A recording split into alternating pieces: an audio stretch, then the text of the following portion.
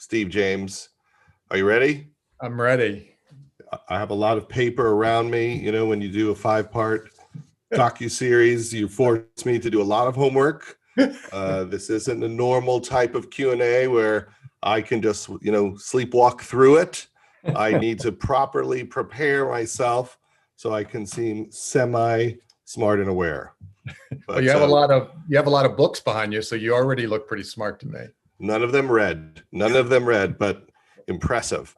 So we are here to talk about the 5-part docu-series City So Real with the great Steve James, who we are all fans of from The Interrupters and Hoop Dreams and Life Itself, a great inspiration to me in my very small documentary career. And this is a remarkable piece of work. This is a very, very special movie. As a fan of yours, I did beg you to let me see it before it aired, many, many months before it aired, I think, even before you had a distributor. That's right.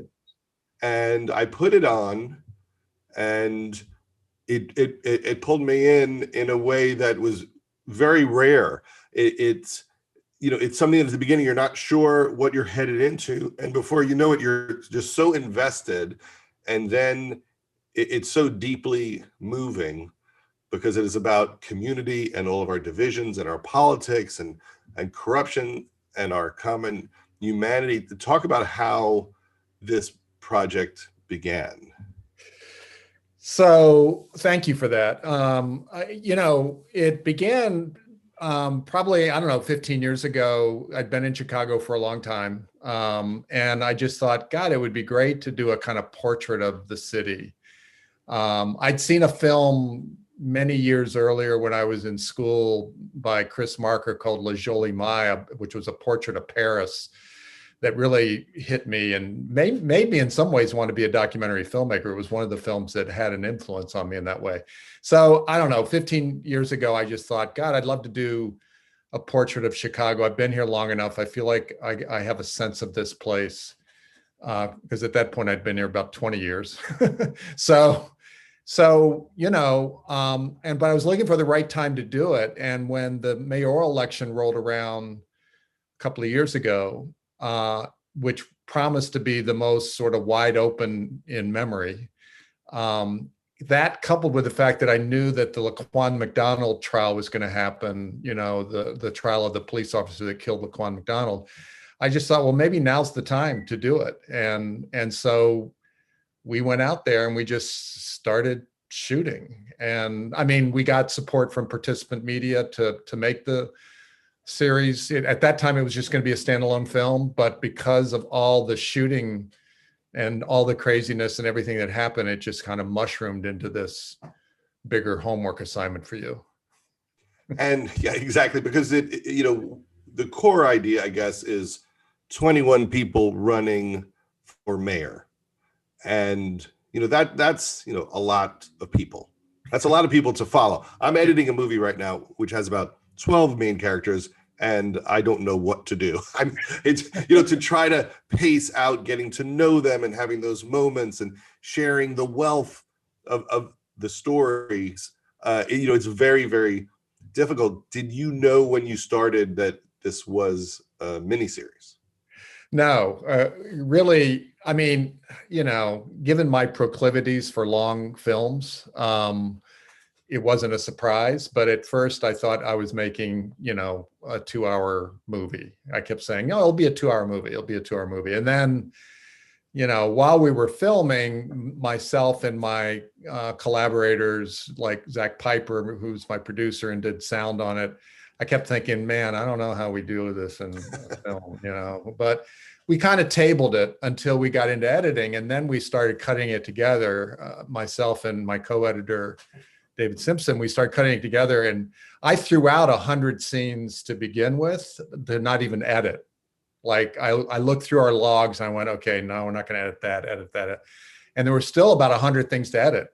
So we edited those, and it was like 12 hours long. And that's when I think it dawned on us very clearly that if we really wanted to do justice to what we had captured, we had to do a mini series, because if we could have it would have been possible to squeeze it into a movie, but then all of the nuance, and I think a lot of it would have become a political story just about exclusively about an election, and it wouldn't have had any of the other things in it that, frankly, I love capturing and I love having in the series.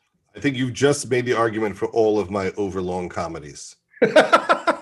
You just made the argument, because that does always happen. You get into editing and you'll have a 2 hour and 40-minute first cut of a comedy and you think, well, no one's going to allow me to do that, but can I get away with 212? Yeah.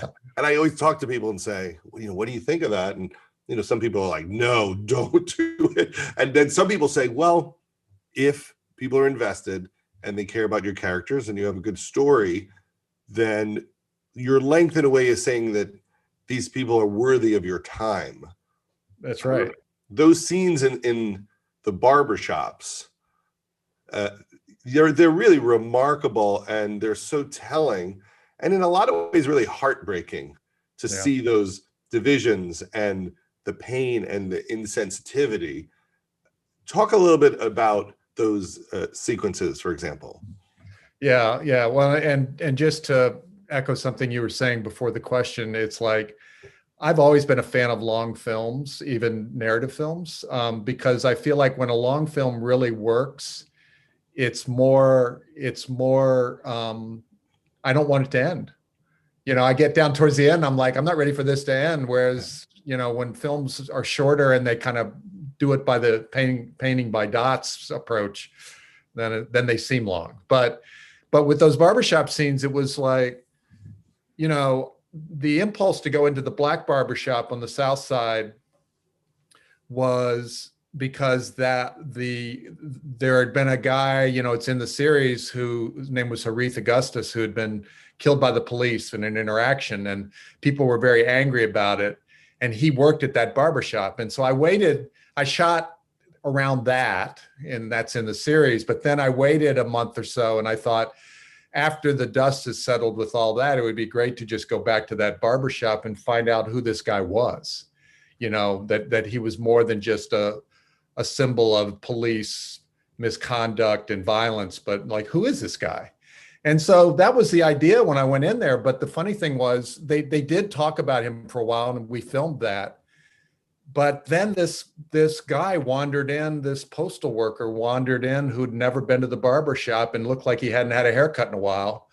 And it suddenly became the scene that's in the series, where they got into this discussion about privilege as it related to them as Black men. And that was something I'd never given any thought to as a white guy.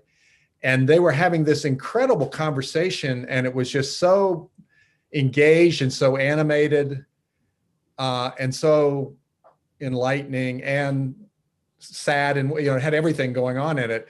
After we were done with that, we said, Black barbershops are kind of a staple of the culture in a way. What goes on in white barbershops? And so we then sought out a white barbershop in Bridgeport, which is a historically white community. It's changing. And we went into that barbershop. I didn't know that barbershop. We went in there. I didn't know that it was cops and ex-cops that frequented it. I didn't know that. The way you find out in the series in that scene is the way we found out when I was shooting it, because it was like they worked it around to talking about it. It was like, this is a bunch of ex-cops here. and so then once we had both of those, we couldn't resist putting them back to back, basically, to just kind of put them in the same episode and give viewers a chance to really experience these two very different cultures within our city. And in the scene in the black barbershop, they're mad at the mailman for having a government job and also for being in the military. Yeah. And they're mad. They're mad because they think of him as being privileged, and he's angry because he's like, I earned, and it's true. I earned everything I got. No one handed me anything. Yeah. And so it was just a really, and it got so heated at a certain point. I was like, oh, what have I unleashed here by coming in here to film? But then one of the great revelations of it is that no matter how heated it became with those guys, they could set it aside. They could set it aside and move on. When he starts cutting the mailman's hair at the end, so they've had this really rough fight. Yeah, they're really arguing. It's very personal, and then suddenly he's cutting his hair, and they drop it, and it gets very warm all of a sudden. It made me cry. There was something very moving about, their ability to really go at it. Like, this is an environment where we're going to be deeply honest, and then we're going to be kind to each other. Yeah, at the end of it. It was very moving to me too. In fact, at the end of the shooting of that scene, and I said to the guys, when we were wrapping up, I just said, "Hey guys, thank you for this." And I just want to say, like, from my point of view of who I am, none of you are privileged at all. All of you have are kind of amazing in what you've been able to do with your lives. And everybody was quiet for about 3 seconds, and then they went, "Oh, thanks very much." And I thought, God, I don't want to start another argument. You know what I mean? But it was like, because that's the way I felt watching it. I felt privileged to be there, to sort of see the candor, the honesty, and I learned a shitload from those guys about what it means to be for their lives in a place like the South Side of Chicago. And you don't know what you're going to walk into when you go into a place like the White Barbershop, which is filled with a lot of police officers and mainly ex police officers or retired police officers. And there's an enormous amount of racism in the barbershop and frustration about the world changing and the rules changing. And so it must be, difficult as a filmmaker to have to see that and make that choice that, well, I guess this is what we're going to show right now, because maybe there's another barbershop down the street where they don't talk like that, and they're more open and they're less racist. But you walked into what people's worst nightmare is, of what those guys believe at the end of their careers. Yeah. And sometimes people ask me, they go like, do you pretend to agree with them to get people in those situations to open up? And it's like, I don't do that. Now, I don't go in and say, lay out my political beliefs either. But I go in with this idea that I'm here to listen and hear them and hear what they have to say. And but I can't do it in a way that would cause me to feel like I am misrepresenting who I am. But they're saying all this with the camera right there. Right there, yeah. It feels invisible when you watch it, but when they're speaking, there's somebody 4 feet away with a big camera. And so it does make you wonder, what are they saying? And what were they doing on the job? What do they say when the camera is not there? Yeah. And it's very troubling. Yeah, no. And I think a lot of people, particularly, more everyday people, people who weren't the candidates running for office, they just, there's this feeling of wanting to be heard, and of course the internet is, for better and worse, is people being heard. But I think there's something about the camera being there that, makes people feel like this is my chance to really say something. I wanted to get cops in the film talking about what it meant to be a cop. And I even went to a North Side cop bar and hung out with cops for a night and they were amazing, but none of them were willing to go on camera. And they said, we can't go on camera. We can't talk about this. We're as on the force now, it would be suicidal for us to give our opinion about anything. And we even interviewed a cop in a bar who was willing to do it and then had second thoughts, and I couldn't put it in the film. So it was really kind of fortuitous for us that we wandered into that barbershop. And so guys being retired could actually say how they felt. And it makes me think that a lot of them, when they're on the job, they have all these strong feelings and they feel like they can't say any of that because they could get in trouble. So now they can say what they want to say. And they did. And at the same time, you're following the Laquan McDonald murder trial. That was a gentleman who was shot 16 times by a police officer, and it was questionable what had happened. There was video. He was walking away. He was holding a knife, not really making a move towards anybody. And it must have been scary following that trial, because there was a feeling within the movie that justice would not be served, or he would not be convicted or pay any price for that. And you could feel, oh, the city's going to explode if this is a not guilty verdict. And then it also felt like the city was very surprised that he was found guilty. It felt like the air come out of something by the shock that the hoped for result of some sort of justice in that situation had happened. Absolutely. Yeah. The feeling across the city as the trial unfolded and as it moved towards what was going to become the verdict was one of like, what if he is found innocent? Because no Chicago police officer had ever been tried for murder, much less convicted of murder. And this was the first time. And it was, it was our George Floyd in Chicago. It was our George Floyd that what was for America was, Laquan McDonald was to Chicago. And, it was a huge relief when he was found guilty for a lot of reasons. But then when he was sentenced, and he was sentenced to basically 7 years, he's probably going to be out in a couple of years. There was, it wasn't nearly as strong because at least he was going away to prison, but there was this feeling like justice still wasn't served fully for what this guy did.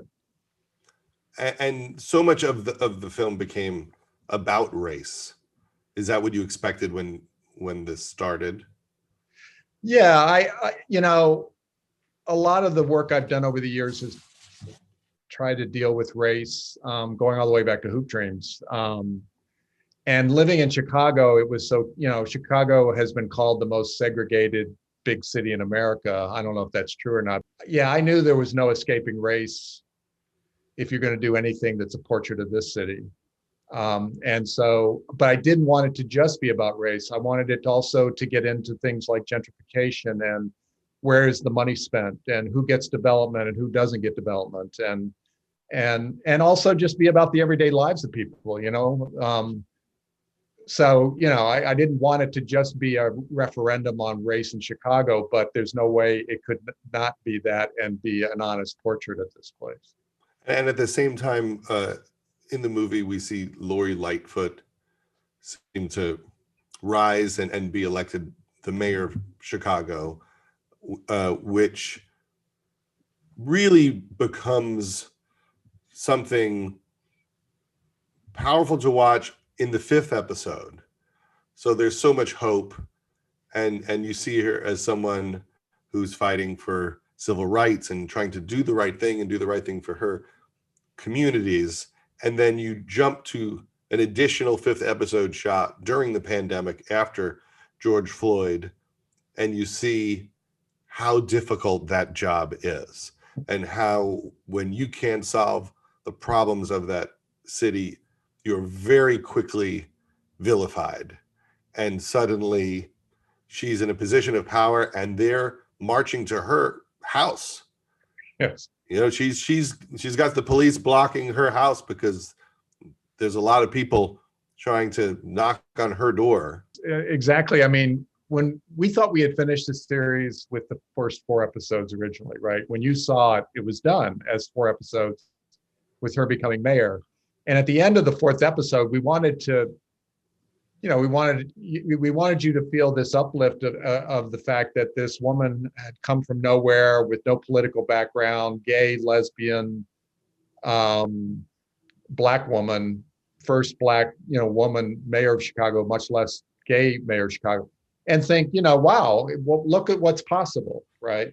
But we also, at the end of episode 4, wanted to kind of point in a direction that we assumed would come, which is this is a hard ass job to do. And at the end of 4, someone says, getting elected is one thing, governing's another. And you start to hear the cacophony of the issues that are going to face. None of those, of course, anticipated the pandemic or George Floyd. And so when we decided to do episode 5, we felt like we had to really try to take stock of not just the city now, but what it means to try to run a city like Chicago in the midst of all of this. And Chicago is a hard city to run at any time. And when you put the pandemic and George Floyd in the mix, it's crazy. And it was important for us. It was important for us to let her have her say in episode 5, but at the same time to make sure we heard from the people who were not happy with her.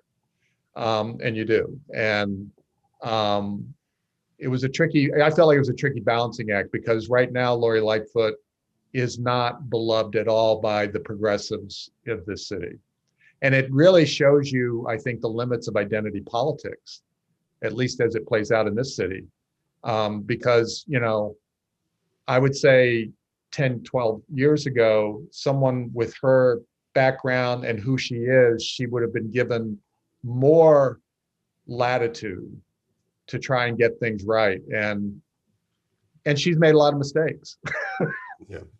Well, one mistake that you show was that during the riots after George Floyd, she lifted the drawbridges, which didn't allow the rioters into certain parts of the city, and so a lot of the riots wound up damaging people's own communities, and people saw that as a clear expression of where her loyalties were.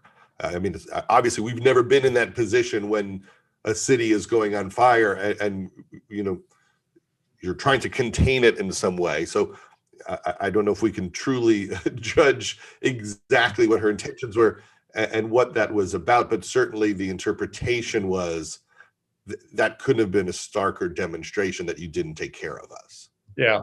And another section of that episode that for me stood out is around the Columbus statue, right? So, a lot of tearing down of Columbus statues in Chicago went on. And at first she was really trying to stop that. And she did not want those statues removed. And and at one point I say to her, I ask her, and you hear my question where I say, there's a belief that if you want real change, if there's not some violence, real change doesn't happen. And she says, I completely disagree with that. That's not true. But yet she removed the Columbus statue because of that violent encounter between cops and protesters that happened at the Columbus statue. I mean, I don't think there's any question that had that not happened, she wouldn't have been so quick to remove that statue. So these are complex. I'm not trying to defend people who attack the police at all, but these are complex political and emotional and moral issues, and it's just, rhetoric when you're running for office, it's so much easier to carve out your position and feel like you got it all figured out. And when you get in the middle of something like what's happened here in America, as well as in Chicago, it's a whole different story. And at the center of it, you also have all these wide-eyed idealists trying to become the mayor. Yeah. And you have these people, I believe the gentleman's name was it Neil Griffin? Yeah, Neil Salas Griffin. Yeah. And just a beautiful spirit.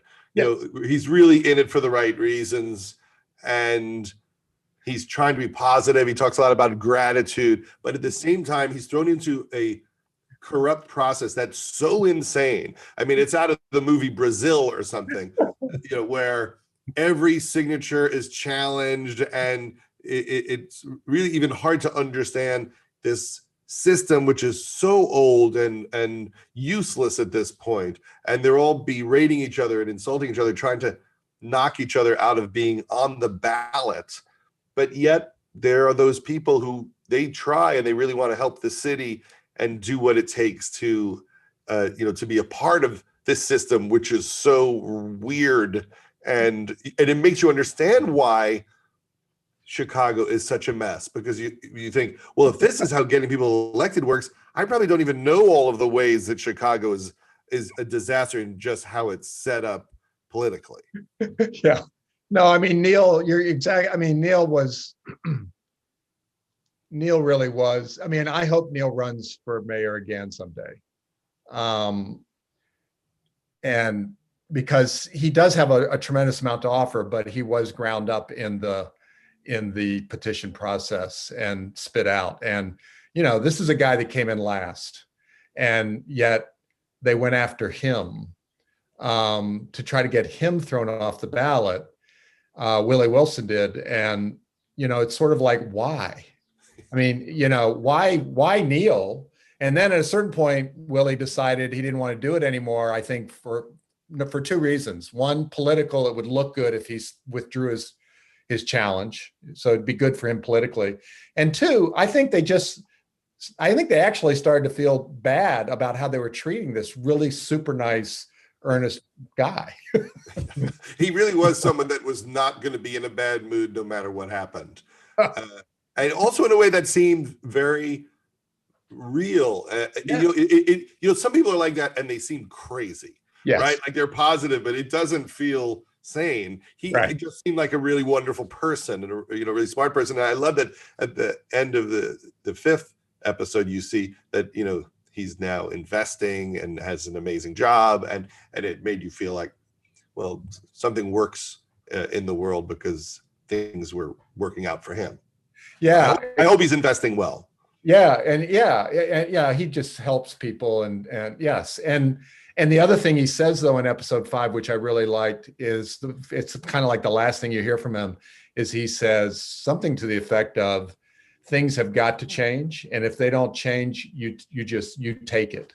We have to take it and change it something to that effect, which is much stronger than I'd ever heard him say before, because I think George Floyd had a real impact on him too, and made him, he's still that nice, genuine, lovely guy, but he also is been politicized in some really interesting ways by what's happened.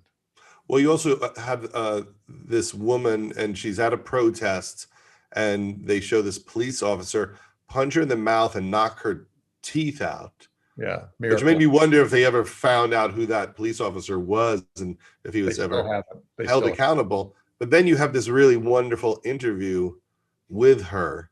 And can you describe what she's like and what that was like talking to her after? Oh my God, Miracle Boyd is her name. And she's 18 when we interviewed her. And she's someone who's been active in protest, I don't know, since she was 15 or something. I mean, she's quite precocious in that way. And so, we reached out to her through an intermediary that knew her. And she agreed to be interviewed, and we met her in a park on the South Side. And I just thought, she is a force of nature. I could have made a whole little film about her just from that interview.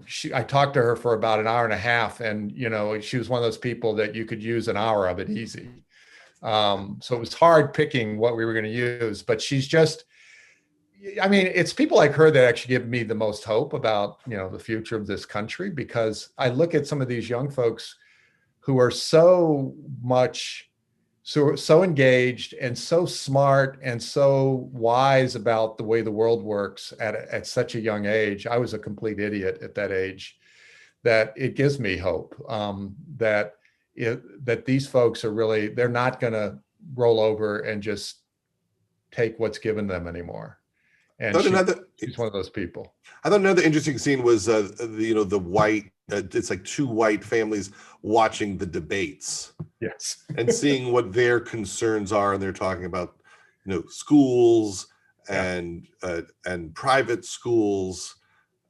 Tell me a little bit about that scene, because I think it's also a reflection of how people allow this type of systemic racism to continue because they don't want to rock their own personal boat. Exactly. Yeah. So they were supporters of McCarthy, who was the former police commissioner that Rahm fired in the wake of the Laquan McDonald blow up. He sort of kind of blamed McCarthy and fired him.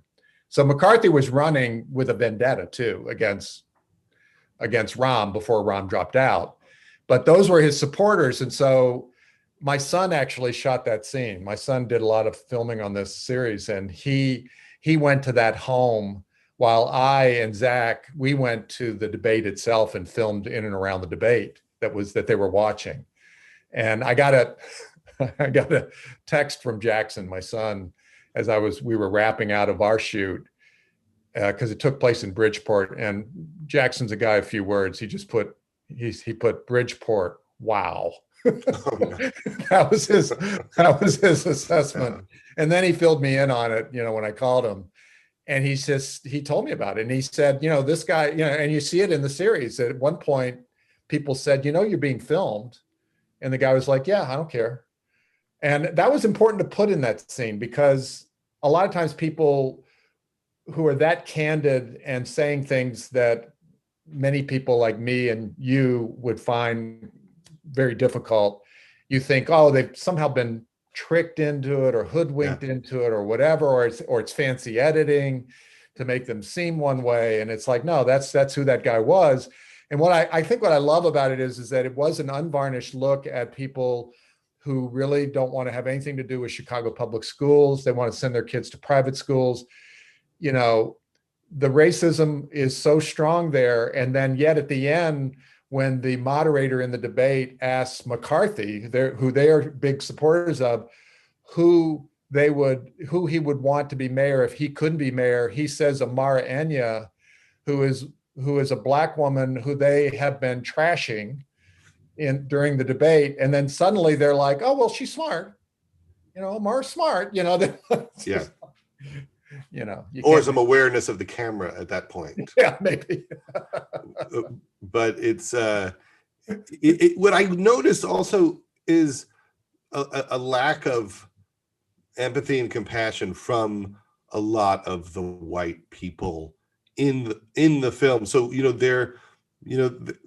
they all feel aggrieved in a very Trumpian way, but they really don't seem to spend any time expressing any compassion for people in bad neighborhoods, for people who have a lot of obstacles to success.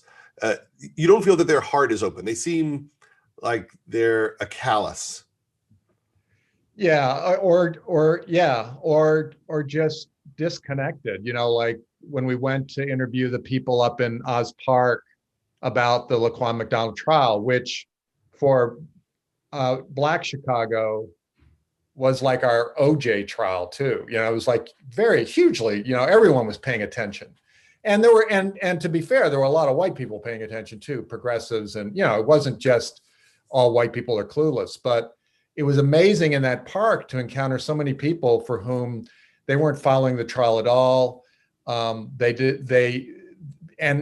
it's, the calculation seems to be, I live in a place where I don't have to worry about that. So I'm not really going to think about that. I've got other things to think about. And that's unfortunate. I mean, there are some really great white people in the film.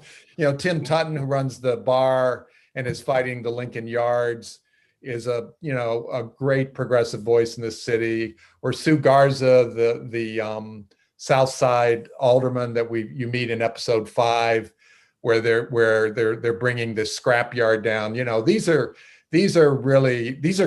white folks that one can be proud of in this situation, who are engaged and very involved in the city in so many ways. But you're right, for a lot of the people we encountered, and it's who we encountered, there was this disconnect, and it could be callous, or it could be just cluelessness, but that's a form of callousness, I guess, right?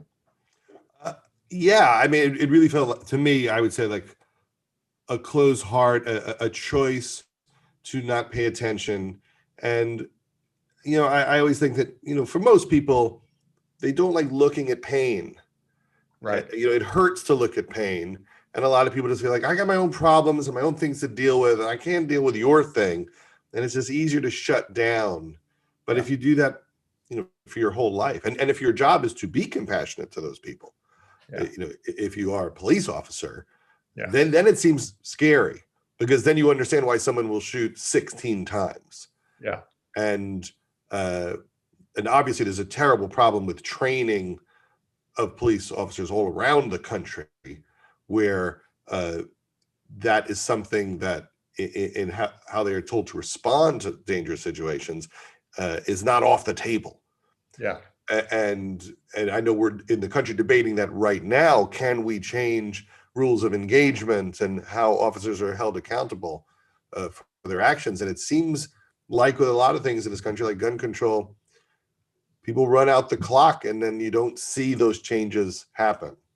Yeah. And, you know, there's been a big movement in all big cities and smaller ones too, to diversify police forces, right? And the Chicago police force is way more diverse at this time than it's ever been. And that's a good thing in a way. For sure, that's a good thing.